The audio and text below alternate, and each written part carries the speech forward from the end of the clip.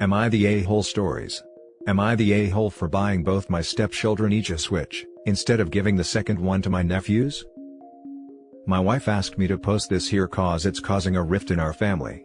I've, 35 male, been with my wife, 38 female, for 5 years now and married for 1.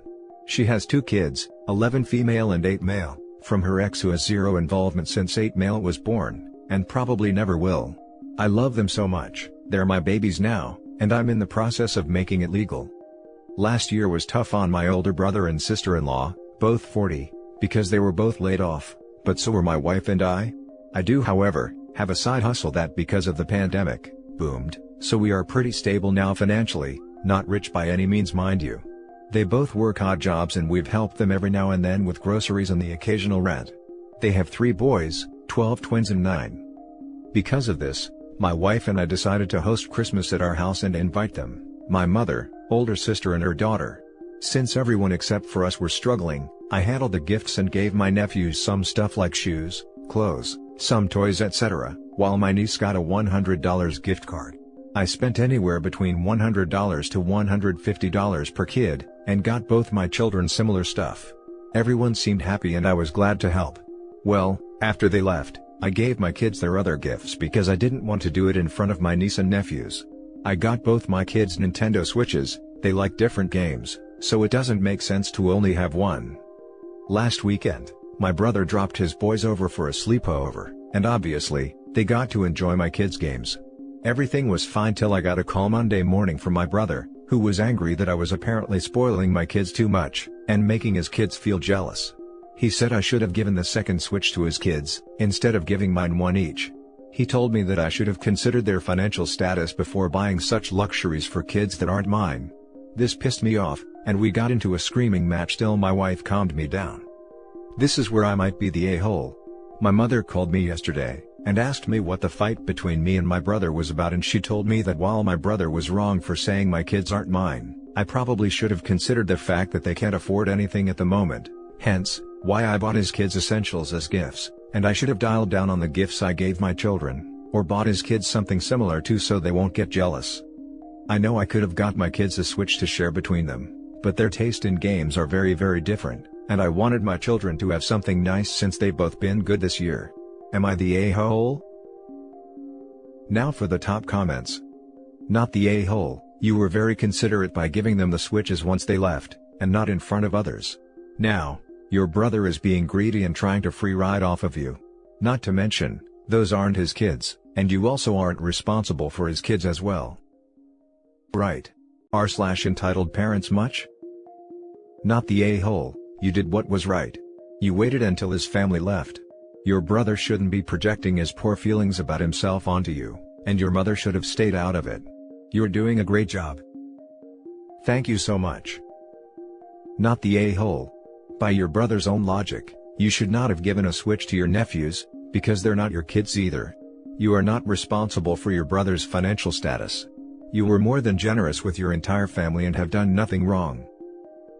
Brother will make the argument that his kids are OP's flesh and blood, whereas his stepkids are not.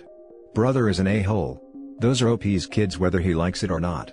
He can take care of his own kids.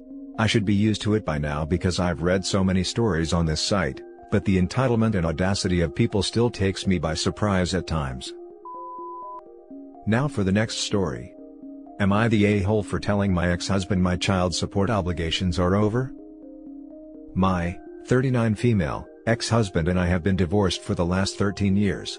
I gave up custody of my daughter during the divorce, and have been sending over child support checks until May of 2020, when my daughter turned 18. My daughter is a quadriplegic, and has been since she was 5. Her dad lost his job around 14 years ago, so for the first 2 years after our divorce, the child support me and my then new husband sent over was what helped them survive. My checks have never been late, but I now have 2 kids with my current husband, aged 12 and 8. I've been a stay-at-home mom for the entirety of our marriage, so it's been my husband being kind enough to pay for a child that's not his. When my daughter turned 18, I talked to her and basically wished her and my ex-husband luck in whatever they chose to do in the future. I get a call from my ex-husband saying that my daughter wanted to start college in fall of 2021. The college they picked was the best in the state for students with disabilities, but that my ex-husband couldn't foot the tuition alone. He said that our daughter couldn't do any of the student jobs available, and said if I wanted to do right by my first kid, I should help foot the bill. I was talking to my ex on speakerphone, and my current husband interjected and said that was all his money, and he has done everything to help me meet my legal obligation, but that's done now. I told my husband that our daughter is now a legal adult, and I had covered her expenses when she needed a lot of medical attention at ages 6 and 7, and that we were only a bit older than her when we were already parents. I told him that I had already done right by our child, and that college isn't a necessity. I wished them the best of luck in looking into possible other scholarships and grants, and said I had 2 other kids that needed me. Am I the a-hole for fulfilling all my legal obligations, and telling my ex that his 18-year-old is an adult now? Now for the top comments. Wow. You just washed your hands of your child, didn't you? You're the a-hole. And, correct me if I'm wrong, but it sounds like OP, A, left her daughter as soon as her daughter became quadriplegic, B, has provided minimal financial support as a mother and for some reason thinks that's sufficient, and C, that her 2 able-bodied kids should take precedence just because? Not the a-hole to your ex-husband, but very much you're the a-hole in regards to how you've treated your child. Guess you moved on to your real children and real family, and just left her in the dust, huh? No, you didn't do right by your child because you sent her money until she was 18. Doing the math, you gave up custody right around when she became quadriplegic. Doesn't seem like a coincidence to me. You've been a terrible parent. Am I the a-hole for fulfilling all my legal obligations and telling my ex that his 18-year-old is an adult now? OP doesn't consider her daughter her child anymore. You're the a-hole. So, if I'm reading this timeline right, you walked out on your kid right around when she became quadriplegic. That's undeniably terrible. You're the a-hole for that. As it relates to supporting her after 18, you're right, you covered your legal obligations. Damn, didn't spot that. You're completely right, OP is a truly awful person. That poor child. The next story is titled, Am I the a-hole for saying that I am glad my first baby died? I used to be in a very toxic relationship, partially my own fault because I was pathetic. A shy pushover who was too timid to have or voice out my own opinion. I viewed my ex-boyfriend as a strong and dependable person, and he could decide everything for us. When I got pregnant, I was scared and did not know what to do. I was not ready to have a baby and I turned to my ex, who told me that we should keep it, and he would take care of the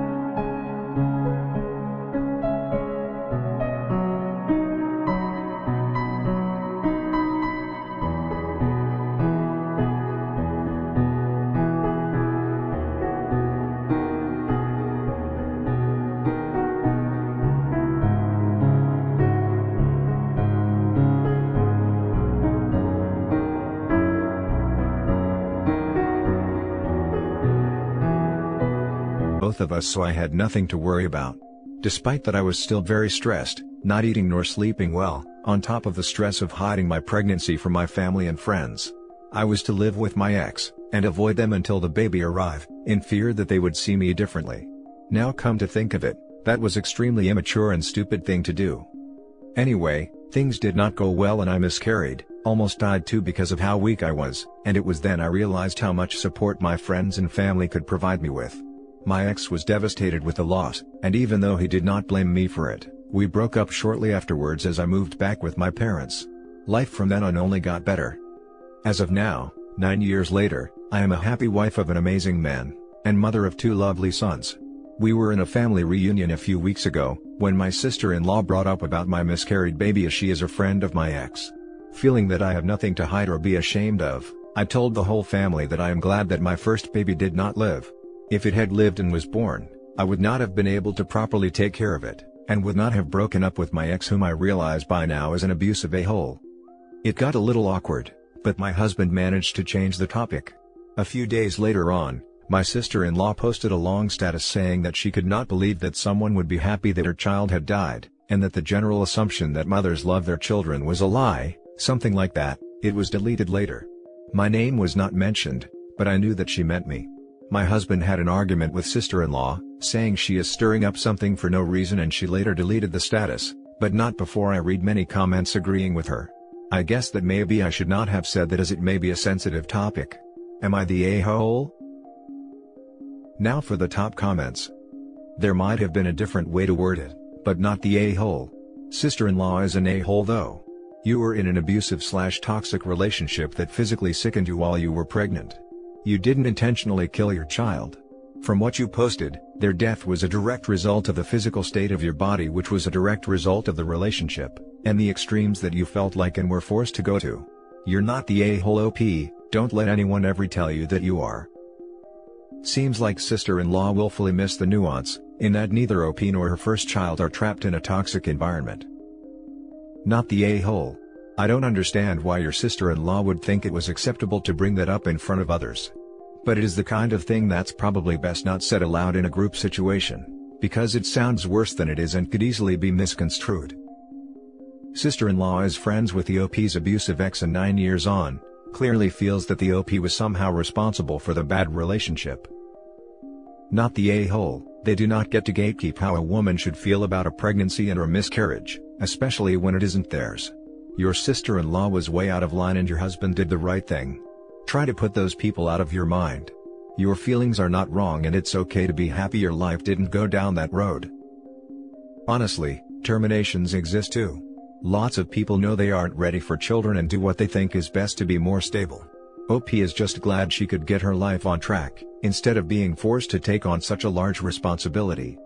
Not the a-hole. Now for the last story. Am I the a-hole for allowing my brothers to call me dad? Due to some unfortunate circumstances, I, 27 male, wound up adopting my two brothers, 11 and 7, a little over a year ago. It was difficult, but we're doing well now. A few months ago, I picked them up from school and oldest called me dad, and sort of gave me the, please don't say anything eyes. When we got home, he explained that he told all his friends I was his dad, because it was easier to explain. Youngest admitted he did it too. I told them it was fine, and as time has progressed, it's gotten to the point where they call me dad all the time now. It's quite euphoric really. Their therapists had some concerns, but it's all sorted now. Anyway, we finally had a meet-up with our other siblings, and their families, at which point one of my boys naturally called me dad. My older brother, 29, got sort of twitchy, but nothing was said. Most of my siblings agreed to end the meet-up early and we went home. I thought it was because our other siblings didn't really talk to the younger two. Most of them had started their own families and didn't talk to our dad much, and some of them weren't actually aware he'd had a second kid with his new girl. That wasn't the issue, and the mentioned older brother inboxed me, basically calling me cruel for pretending to be their father and trying to replace our dad, and then proceeded to make out that our dad was this great guy, which is freaking hilarious considering they all hated him before he died. Anyway, it caused a pretty big fight between me and him, where I tried to explain that they called me dad off their own backs, and I'm not going to deny them that comfort. He basically said I was manipulative, and got our other siblings involved, who mostly agreed that the boys shouldn't call me dad, because it was unfair. My younger sister even had the guts to say it's not fair that they get to have a dad when the rest of them don't, which is frankly disgusting. I blocked most of them and refused to force my boys to call me anything they don't want to. Am I the a-hole? For anyone who may ask, explaining our family tree is too complicated, but dad had a hell of a lot of affairs. He has 27 bio children that I'm aware of. Not the a-hole. Your brothers calling you dad isn't harming anyone. It makes them comfortable and their lives easier. Going off this post, you're more of a dad to them than their father ever was. That's very true. I feel like I did most of their parenting honestly. He wasn't an awful dad, although I might be biased, he just had no idea what he was doing. And very clearly has no idea what a condom is. Not the a-hole. If the boys' therapists don't have an issue with it, and you don't, and the boys don't, everyone else can bug off. It's not your fault your dad couldn't keep it in his pants, nor is it your fault he died before your sibs grew up, and it's definitely not your fault he was a horrible dad. You may have some fun explaining when their future partners enter the picture, but that's a long way down the line. Not gonna lie, I feel like I've had way more women hit on me now that the kids call me dad. So, win-win. But jokes aside, I love them and I just want them to be comfortable, you know? Add a cute doggo to the mix, and you're going to be golden with the ladies. All jokes aside, those boys are lucky to have such a kind and mature older brother that was happy to take them in. You know, they've been asking for a dog for a while now. Maybe this is a sign. But thank you LOL. I do love my boys. Not the a-hole. And 27 bio children? No wonder your dad is hated. I loved him and was his only child, bar the 2 boys, who actively wanted to see him. My mother was mostly absent though, so he always wound up taking me with him to his next stop, which is probably why we got along so much more. And that's it for this video guys. If you have thoughts to share, leave a comment below. Don't forget to hit like and subscribe if you like this content. I'll catch you in the next one. Good day everyone.